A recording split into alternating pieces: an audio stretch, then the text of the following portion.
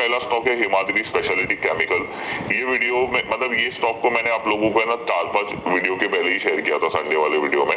तभी वो 150 level break कर रहा था और मैंने बोला भी था कि 190 उसका लाइफ टाइम हाई रेजिस्टेंस है, अगर वो ब्रेक करेगा तो आगे जा सकता है और वहां पे आके एक बार होल्ड कर सकता है।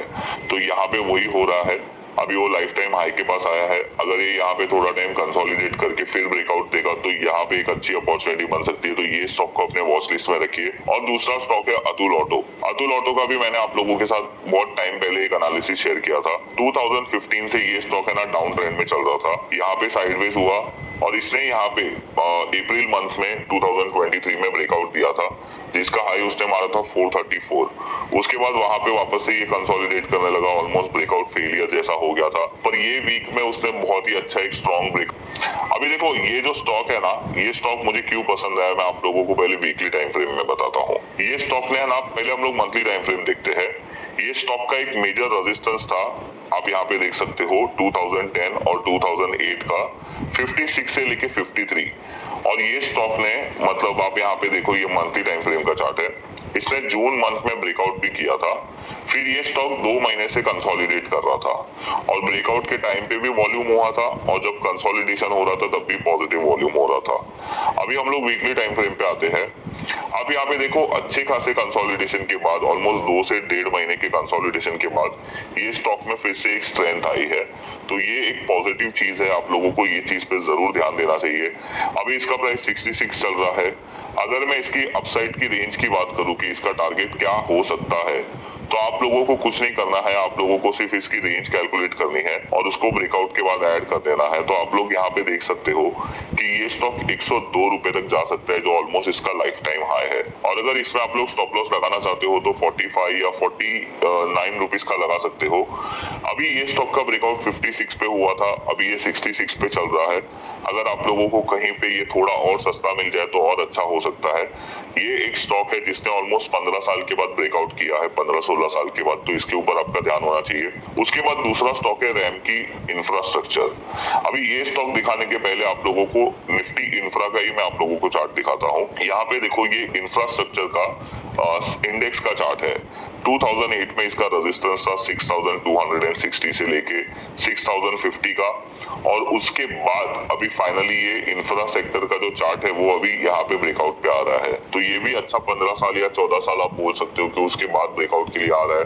तो हम लोगों को इंफ्रास्ट्रक्चर पे तो ध्यान देना ही चाहिए।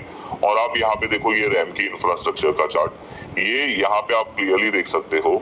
ये स्टॉक 2010 से ये स्टॉक नीचे गिरा था और फिर से ये स्टॉक ने एक अच्छा ब्रेकआउट किया है। इसका ब्रेकआउट लेवल था 471 और ये ऑलमोस्ट 13 साल के बाद हो रहा है। अभी ये 565 के पास चल रहा है। अगेन ये थोड़ा कंसोलिडेट करता है तो आप लोगों को डाउन साइड में बाय करना चाहिए। अभी ये थोड़ा महंगा है, इसमें अगर आप लोगों को स्टॉप लॉस लगाना है 440 लगा सकते हो।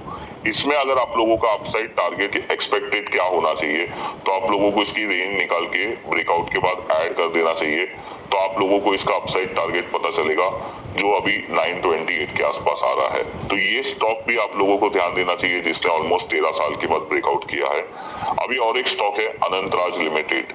ये स्टॉक का भी आप चार्ट देखो, यहाँ पे मेरे को आज है ना सारे बड़े लंबे टाइम फ्रेम वाले ही ब्रेकआउट मिले, तो मैंने सोचा वही आप लोगों के साथ शेयर करता हूँ। ये स्टॉक ने भी 2007 में यहाँ पे हाई बनाया था 193-195 के बाद। उसके बाद ये स्टॉक ऑलमोस्ट 10 रुपीज हो गया था और फाइनली उसने अभी 2023 में ब्रेकआउट किया है। तो ऑलमोस्ट 16 साल के बाद ये स्टॉक भी ब्रेकआउट कर रहा है। 194-195 इसका ब्रेकआउट लेवल है। अगर आप इसकी रेंज कैलकुलेशन करोगे तो आप लोगों को इसका एक अपसाइड एक्सपेक्टेड टारगेट भी पता चलेगा। अगर हम यहाँ पे रेंज निकाल के इसको भी ब्रेकआउट के बाद ऐड कर देते हैं तो आप लोगों को यहाँ पे सिंपली पता चलेगा कि ये स्टॉक का भी अपसाइड टारगेट 380 तक आ रहा है और अभी ये स्टॉक 211 के आसपास ट्रेड कर रहा है। तो ये स्टॉक भी आप ध्यान दे सकते हो।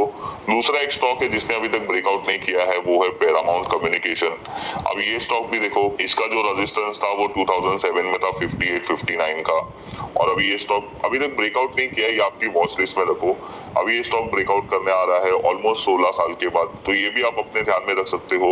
और एक स्टॉक है कैम्प्लास्ट सनमार करके, ये स्टॉक को भी आप लोग ध्यान में रख सकते हो। यहाँ पे इंटरेस्टिंग चीज क्या है, इसके लिस्टिंग के बाद ये स्टॉक ऊपर गया और ऊपर जाने के बाद 800 के बाद ये कंटिन्यूसली नीचे आया और यहाँ पे इसने एक inverse head and shoulder pattern बनाया है।